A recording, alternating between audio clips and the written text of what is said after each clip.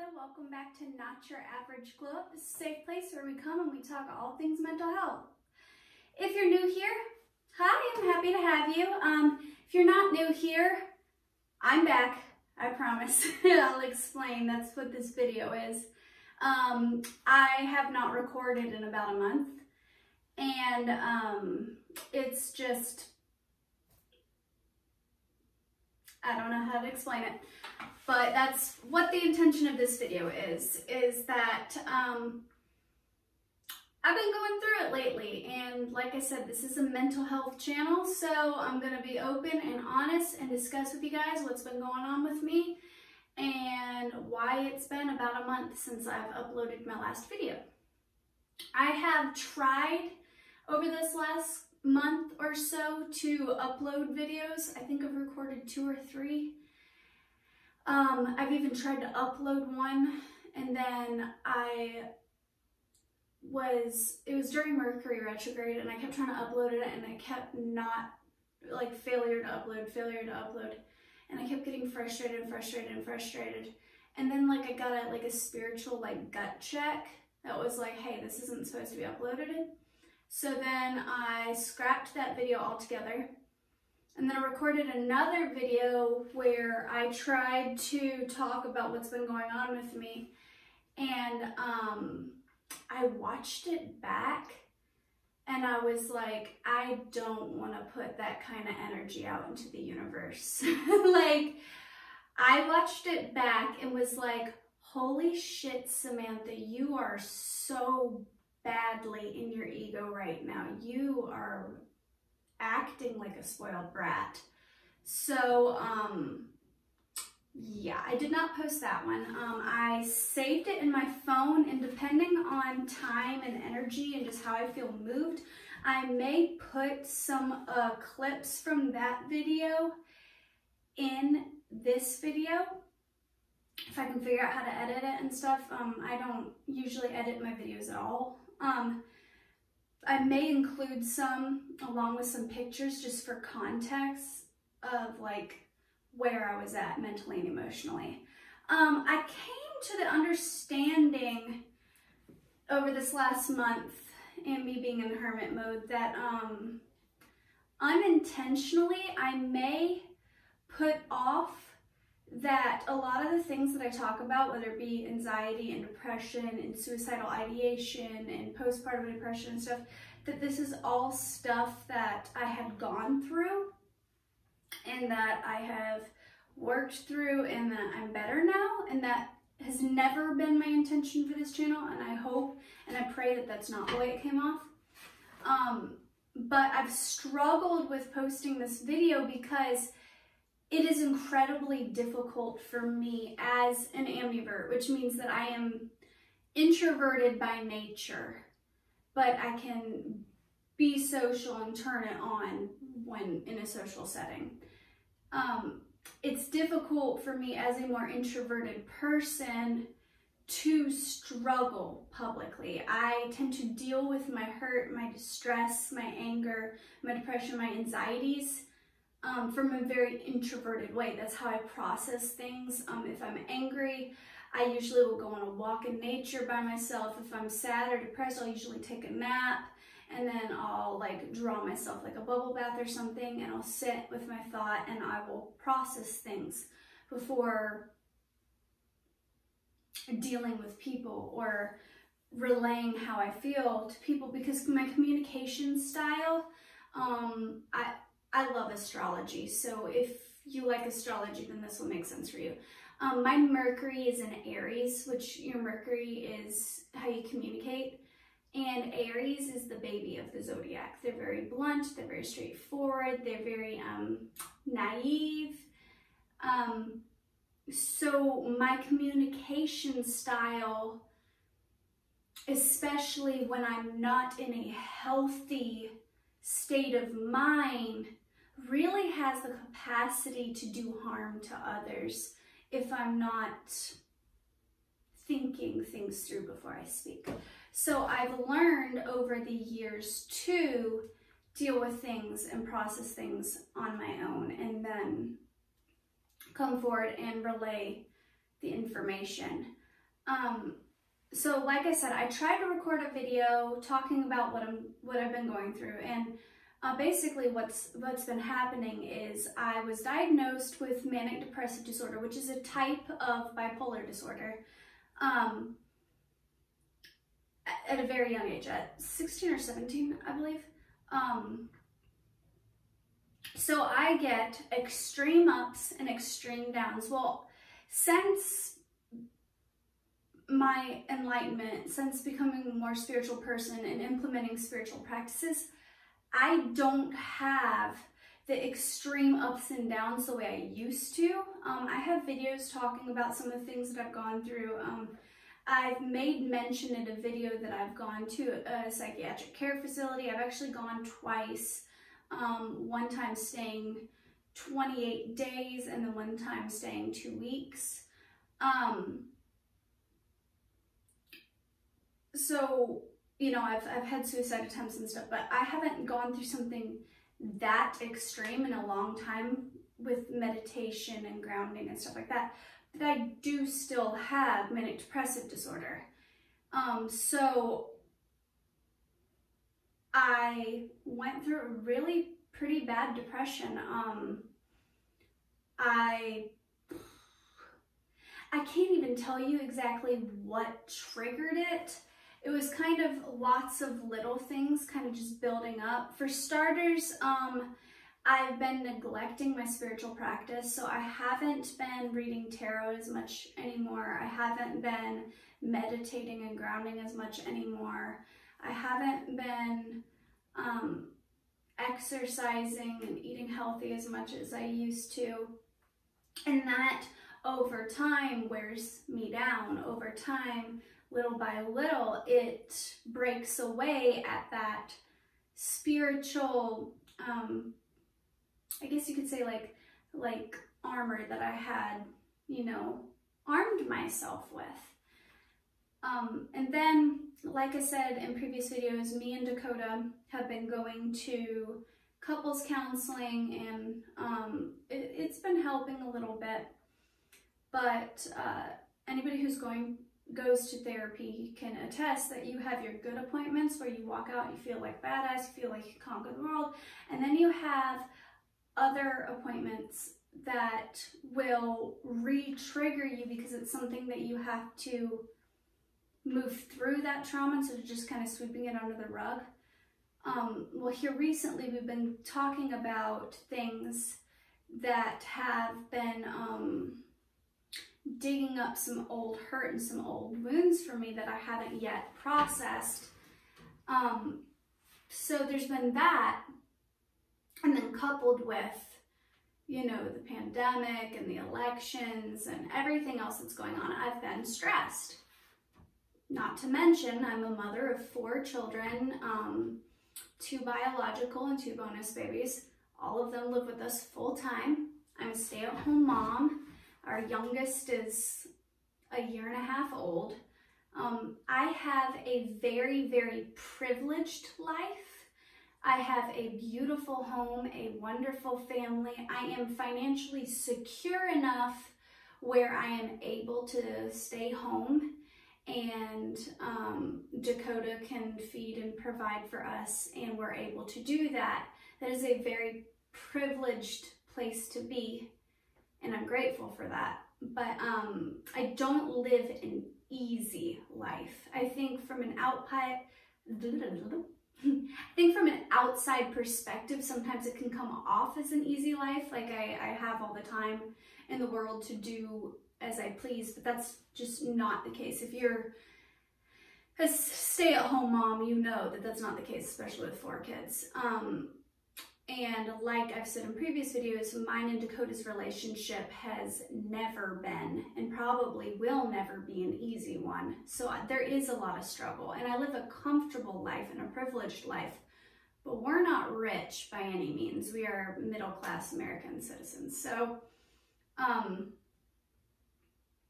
So, you know, the added stress of my everyday life, coupled with, you know, environmental things and then therapy and stuff, it's just taken a complete and utter toll on me. I started slipping into a depression, and then already I was kind of feeling it like a little bit, but over the years I've learned to manage better and keep myself from really getting there. You know, I was, my version of depression is not the average everyday's depression. It's not situational depression, it is clinical depression. So people would say, oh, Sam, you seem a little bit down and out, or you seem a little bit depressed. And I'd be like, I've been depressed. This is not depressed. You know what I mean? So I think I got a little bit too much in ego, and I was afraid to seek help, and I was afraid to, I guess, come off weak. So I just tried to handle things on my own. And I don't think I even realized how bad it got until I was sitting in my house one day and I was looking around, and I kid you not, and like I said, if I can muster up the motivation to edit this video, I will include some pictures and some videos and some clips for, you know, point of reference. But I was sitting in my house and I was looking around, and there was literally not a single clean plate or utensil in our kitchen. Like the counter was slammed full of dirty dishes. The trash had not been taken out. I literally, in order to catch back up on everything that I needed to do, because I did, my house is now clean again, but I literally had to do like 12 loads of laundry and unload and load the dishwasher like 4 times and hand wash some pots and pans. I had to sweep and mop, and I mean, our house was bad because I was going through it, and I'm an incredibly strong person. I'm an incredibly, I've endured a lot in my life, but sometimes that strength, if I'm not careful, can turn to ego. And like I said, Dakota in my relationship has never been an easy one. So he's not the type of person that will help me unless I ask for help. And I'm the type of person who likes to handle things on my own. So I don't like to ask for help. So he's not the type of person that sees me, you know, not cleaning the dishes and stuff like that, and then just helps me clean the dishes. Although it'd be nice if he did, you know, but that's just not who he is. I mean, if I ask him, if I said, I'm struggling, I'm feeling overwhelmed, I've let the house get out of control, and now it just seems like a daunting task and it's re-triggering me and I need help, he would help me. But that's just not who I naturally am. It's somebody that I'm learning to be, and practicing to ask for help more. But yeah, it got really bad. So that's when I realized that my depression had gotten really, really bad. I was looking around my house, and I realized that there was pretty much no food in the refrigerator. We had some canned goods, we had some like ramen noodles, we had some leftovers, and like half a gallon of milk or something. Like it was bad. It was bad, to say the least. And I sat there and I'm like, beating myself up. I was in such a place of ego, and I was just, my self-talk was just awful. I was sitting there and I was like, what are you doing with your life? Why can't you just, you know, do some simple laundry? Why are you doing this? Why are you doing that? I felt so incredibly overwhelmed and so burnt out. I hated being in a dirty or messy or cluttered environment, but I couldn't find the motivation and the energy to clean. Like just brushing my teeth felt hard. I was doing the bare minimum. Like, I'm a stay-at-home mom, so I was caring for my daughter. I was still getting up at 5 in the morning, changing her diaper, feeding her. I was still doing what I had to do. Throughout this last month, I was still cooking breakfast, lunch, and dinner for the kids. I was still taking them back and forth to school. I was still, even though the house had gotten out of hand, like the dishes and stuff, I was still attempting here and there to maintain, but it was just becoming this overwhelming task. I have 4 kids. My house right now is spotless, but when the kids get home from school, it'll look like it needs to be cleaned again because they're going to track dirt. We have dirt driveway. They're going to track dirt in and out of the kitchen. They're going to eat a snack and leave the wrappers and stuff on the counter. They're going to play with toys and it's going to be a mess. They're going to, you know, take off their school clothes and put on their comfy clothes and leave those in the middle of the floor. And my house every day has got to be straightened up or it gets overwhelming. But I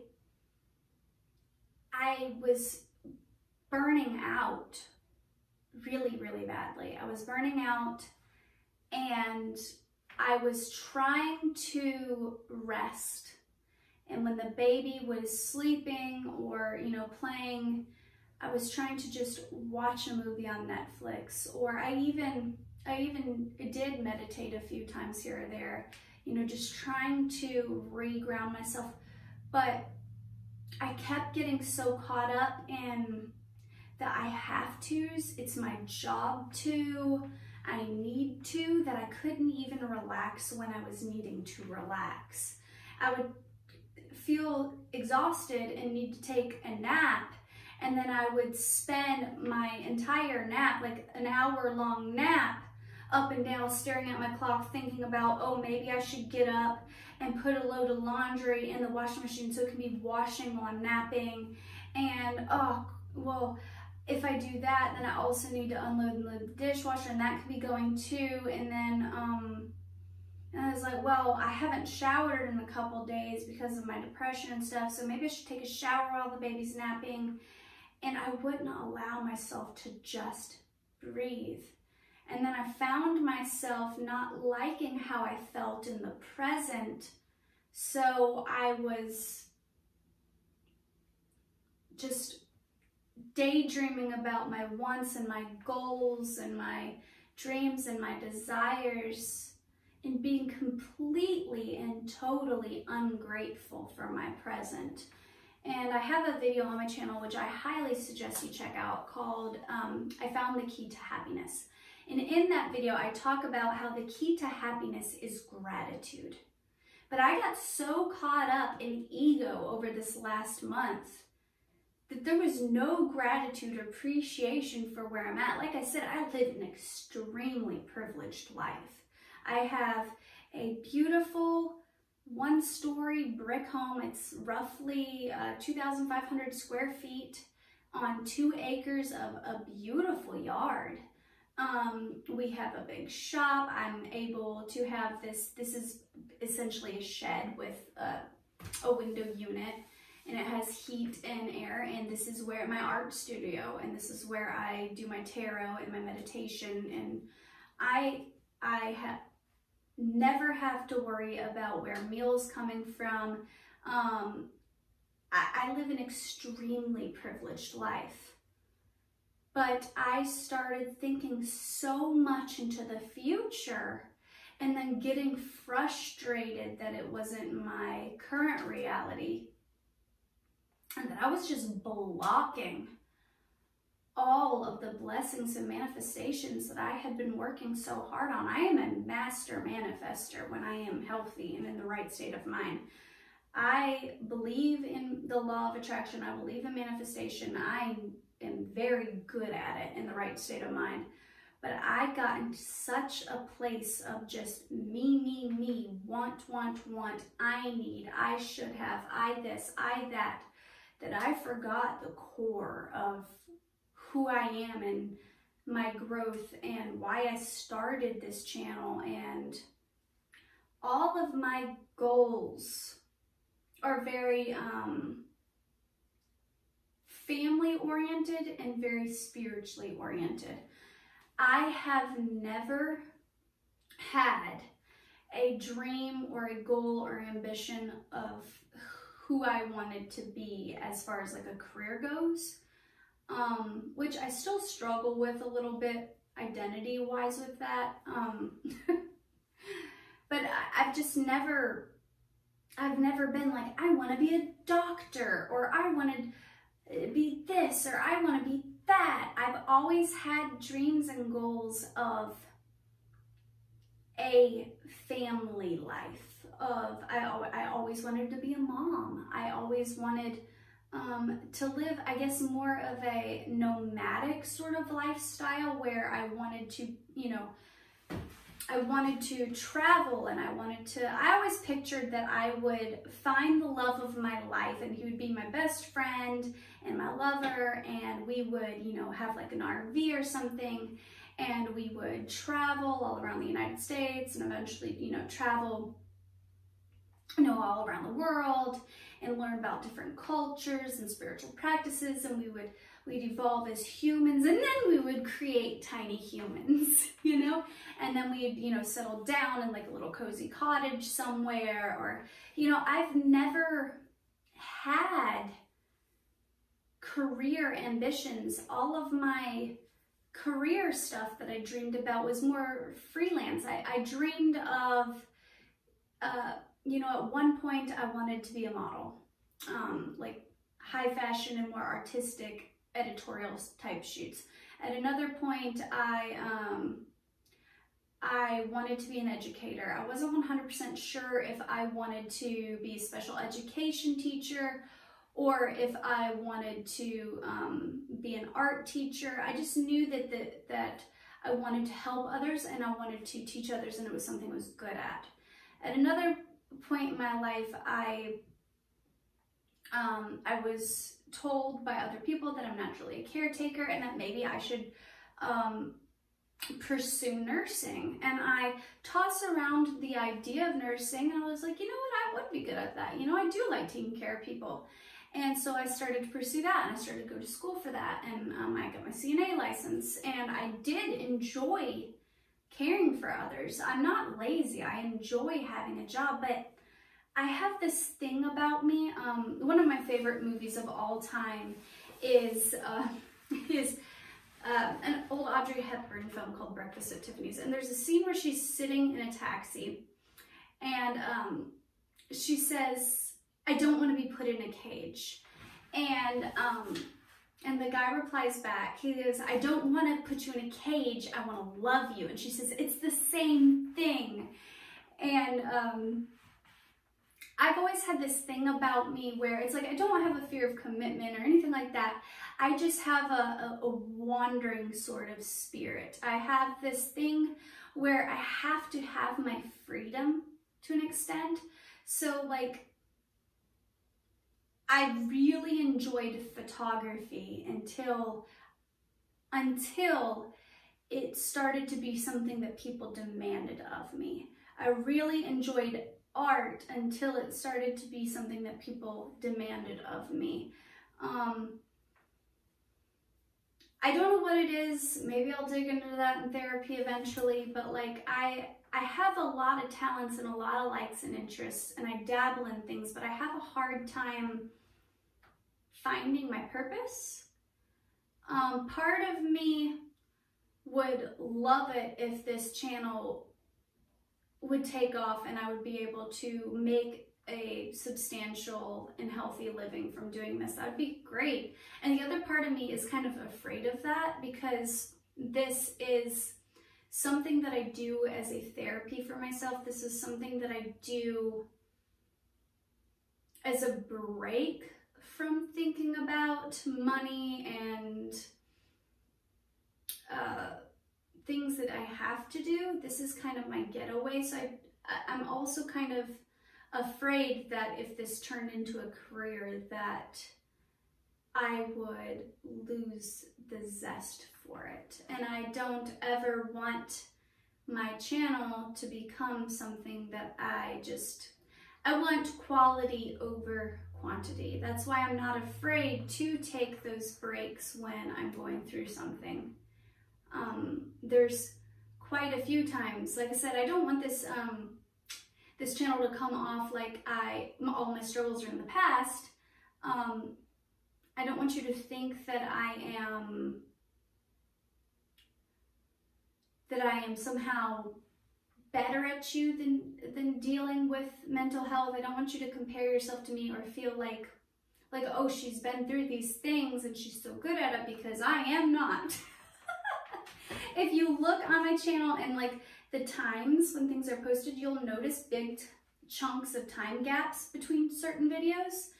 And those chunks of time are times when I got into an unhealthy situation mentally. Those are times when I needed a break. Like I said, I deal with things by myself. So I don't ever want to put that notion into your brain that I know everything and that I am just this super healthy person. I am not a psychiatrist. I am not a licensed therapist or anything like that. I am not a spiritual teacher or anything like that. I am a normal, average, everyday human with real issues and real problems. Some are big, some are small, and I just use my transparency and my openness to try to let you know at home that you are not alone and that you are seen and that your feelings and your emotions and your struggles are valid. And eventually I'd like to watch this channel grow and create a community where we can talk about things openly. And I don't know, I think my biggest dream in life, I've never had, I guess, career dreams. I've always had purpose dreams. So like, I've heard it said before that like truly successful people, they aren't in it for the money or for the fame or for the whatever. They're in it to make an impact on the world. And like I said, I've never known what I wanted to be when I grew up. I still feel like a freaking baby, for God's sake. But I knew that whatever I wanted to do, that I wanted it to make a positive impact on the world. I knew that I wanted to go down in history as somebody who made a positive impact on the world. And that's a lot of pressure to put on someone. And I knew in order to do that, that I would have to be humble and be kind and be compassionate and be somebody who was selfless and concerned more with the collective good than my own good. And I think that's where I started struggling here lately, is that I got caught up in ego. I got caught up in the me, and that's not who I am. That's not who I want to be. And it threw me off kilter, but I'm back, and I got myself to a healthier mindset, just by, I think it's Matt Daher from Yes Theory said it. I don't know if it was originally him who said it or if he was quoting somebody else, so please apologize or comment below who originally said it, but he said something like action before motivation or something like that. And I really liked that, because when struggling with depression, you tend to not have the energy to do something. But I just finally, I was like, I don't have the motivation, I don't have the energy, but I'm just gonna push myself to do it anyways. And in one day, by myself, I got my entire house cleaned from top to bottom. I did all the laundry in the house, all the dishes in the house.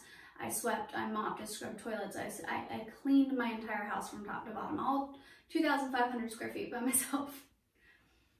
And it was exhausting. My back was sore and everything else, but I felt so accomplished after. And then I rewarded myself by going on a camping trip this next weekend and truly being present and enjoying it. In the mornings, I woke up with my 5-year-old and we went and we'd collect sticks for the fire. And I really tried to practice present moment thinking, where I would just, you know, appreciate the smells and watching my daughter with her little blonde curly hair, and she would be trotting along, you know how kids do, you know, they see bubbles and it's just the most magnificent, magical thing to them.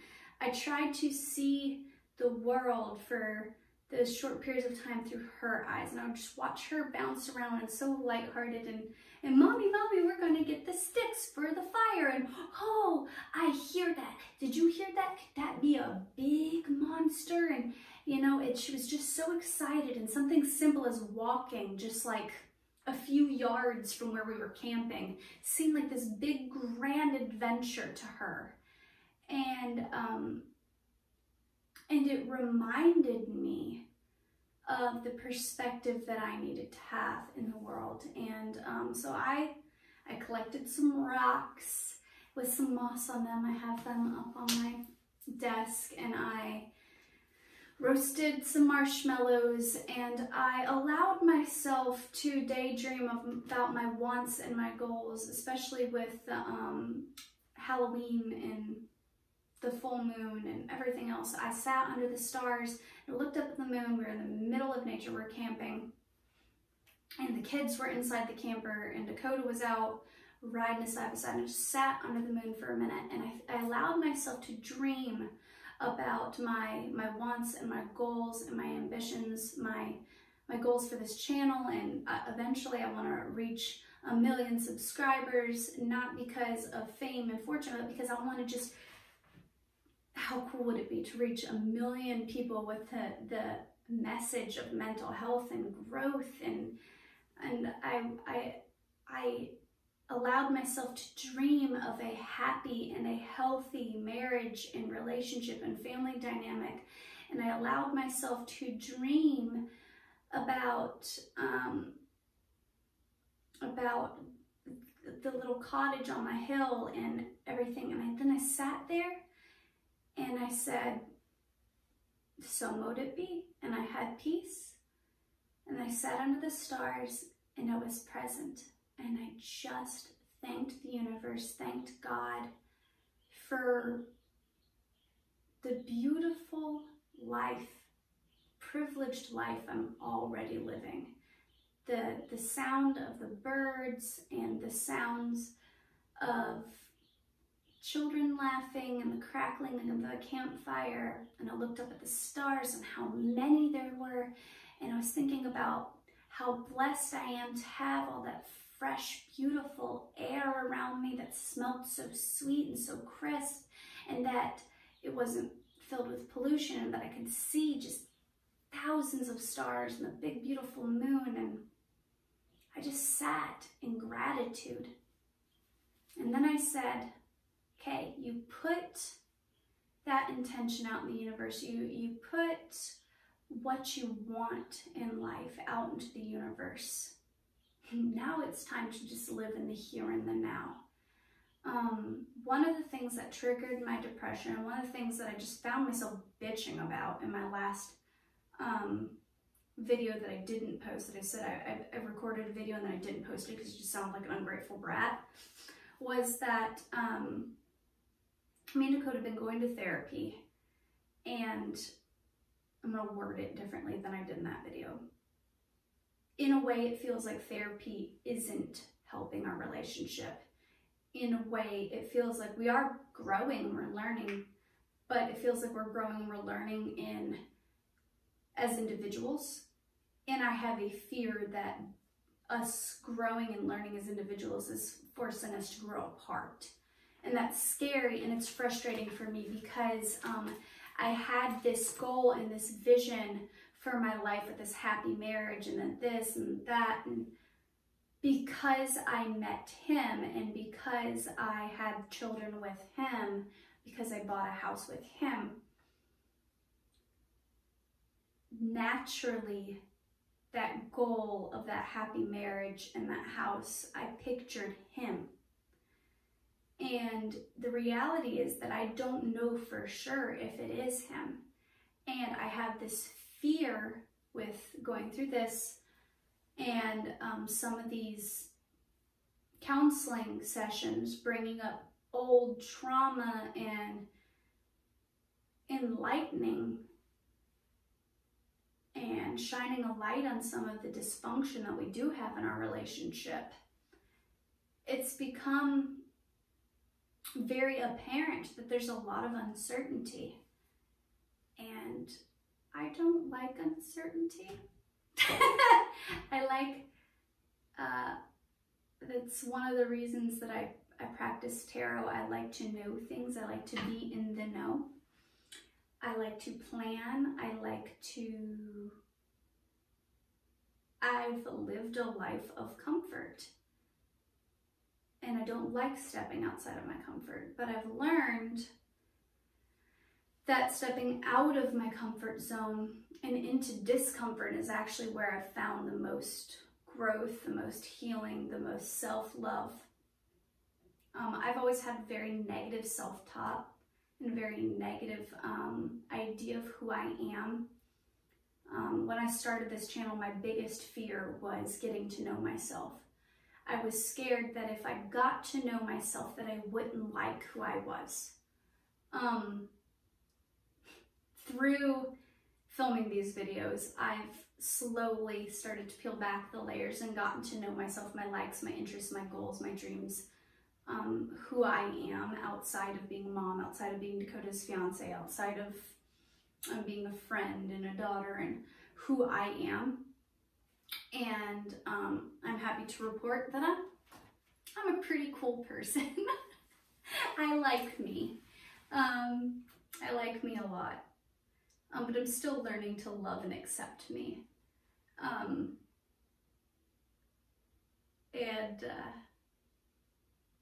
still learning how to live authentically and be me without the hesitation that comes from the fear of uncertainty and rejection. And I'm learning and I'm growing, and that's where I'm at today. I'm at a place of still peeling back some layers of who I am, still getting to know myself. I'm in a place of uncertainty and a little bit of worry, but just trying to practice trust and practice gratitude for where I am, and just have peace of mind that there's a worship song, and the lyrics just popped into my head. I grew up Christian. I used to sing on the worship team. My mom was a children's pastor at Evangel Worship Center in the part of Florida that I live in. And there's a worship song that says, "You've never failed me yet." Talking about God, the universe, the divine, you know. It was, you know, talking about all these uncertainties, but then it says, "But you've never failed me yet." And that's what I'm trying to practice. That there's times in my life where I felt unprotected, where I felt unheld, where I felt abandoned, or I felt alone, or I felt like there was no purpose, there was no plan. I felt hopeless, I felt lost, and I felt like I was out of the universe, or God, or the goddess, or the divine, or whatever you believe in. I felt like I was out of that plan. But I've learned through my spiritual practice that, like, God, the universe, whatever you believe in, he, she, it doesn't actually have gender. The energy at will has never failed. We've failed from time to time, but God's never failed. The universe has never failed us. So even when we think we're off the path, there's a lesson in it. We have free will. We have choice. We have more power than we give ourselves credit for. We have manifestation. We have energies that we can learn and we can influence from. But we get off track, as humans do. We get out of alignment with the universe and those higher vibrational forces. But in those moments of disalignment, the universe still allows the energy of learning and of growth. So even when we feel we've gotten off path, it's just like picture a map, or picture one of those, you know, when you go to a restaurant and you're a little kid and they give you like the little maze you know, coloring sheet where you have to draw the lines to get start to finish. You know what I'm talking about? Okay. Life is like that. Like there's the starting point, and then there's the finishing point, and then there's all of this. And yeah, there might be that straight, more direct line of, you know, here to here, and that's the easiest point of reference. It's the easiest way to go.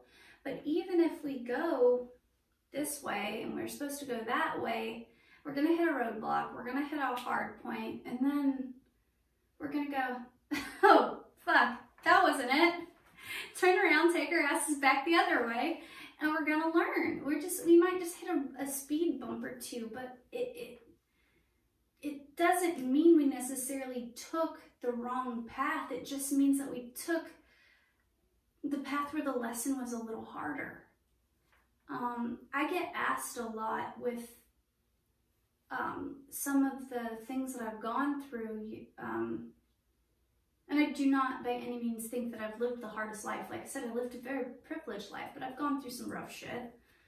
I get asked a lot, like, you know, you've gone through sexual assault, you've gone through postpartum depression, you've had suicide attempts, you've, you know, gone through abusive relationships. How do you keep finding the courage and the strength to stand back up?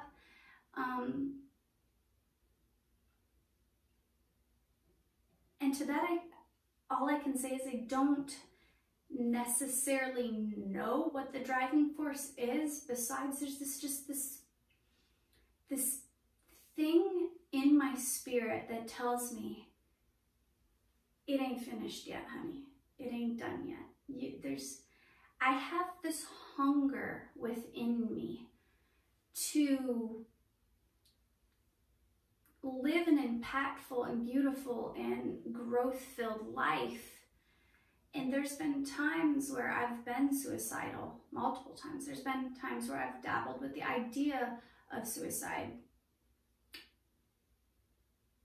But I get to that point and I go, is this how I want it to end? Is this my story?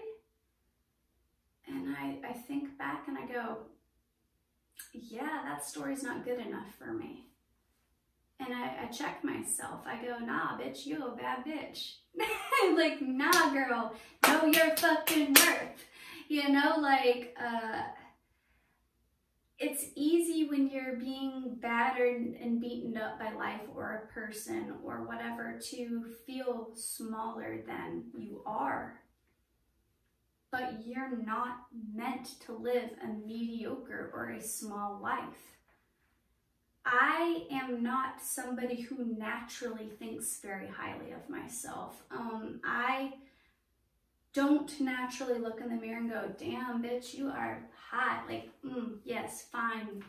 I'm actually quite hard on myself. I have to practice that. I have to practice self-talk. I actually used to write Post-it notes on my mirror that would say things like beautiful eyes, cute nose, you know, because I would look in the mirror and I hated myself. I would pick myself apart. And I would, you know, write things like a good singer or loving person or great hugger or things like that, and remind myself of my self-worth. And there was times where I would be really good at it and I'd walk with confidence, and there was times where I'd be really, really bad at it. And I think that all came from, especially us as millennials. I'm going to be 30 next year. I'm 29. Millennials, for some reason, have this thing where we just feel like who we are is directly tied to our income.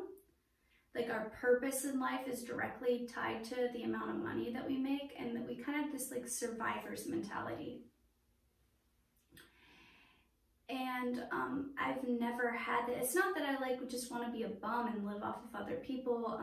That's not, you know, I'm not above, you know, accepting help from strangers or, you know, food stamps or whatever. If I needed to, I would, but I don't live off of the government. I don't, you know, anything like that. When I was a single mom, because me and Dakota have broken up in the past, I hustled my ass off. I worked 2 jobs and, you know, I did what I needed to do. I'm not lazy.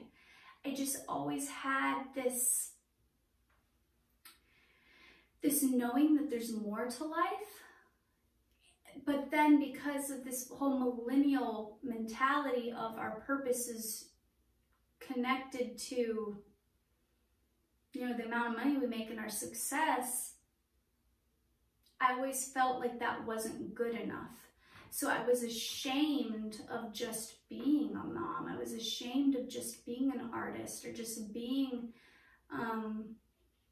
a vlogger, or just ashamed of just being me.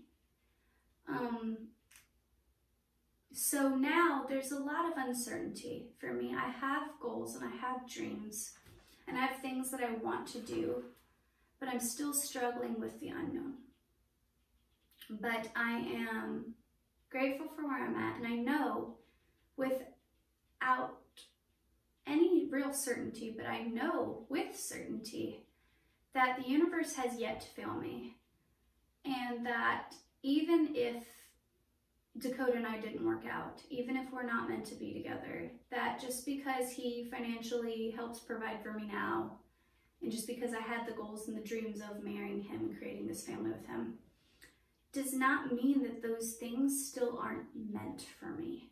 That if I have this dream and this ambition of having a healthy, happy marriage, of having a beautiful family and having the cottage in the hills and all of that, that it will be mine. It is mine. I claim it. It's mine. It's mine. Time is an illusion. There is a time and a space where that is already mine, and I claim that, and I believe that.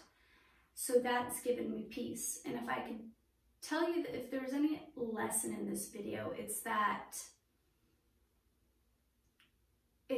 you are good enough and your dreams are good enough. And I challenge you to dream bigger, but not dream bigger in like the sense of dream more money and more success and more fame. I mean, that's fine. You can do that if you want, but dream bigger, as in dare to dream the scary dreams. Dare to dream the dreams that people tell you are impossible or unrealistic or not good enough for some people. Dream the dreams that are too romantic or too fairy tale like or whatever, because that's what I want. I want to, I have a bucket list. I want to experience a miracle in real life. I want to have the kind of marriage that novels and stuff are written about. The kind of, I want to experience true love at like its highest form. There is a worship song by Amanda Cook called Pieces, and she's talking about, from her perspective, she's talking about the kind of love that God gives us. And the song says, you don't give your heart in pieces. You don't hide yourself to tease us.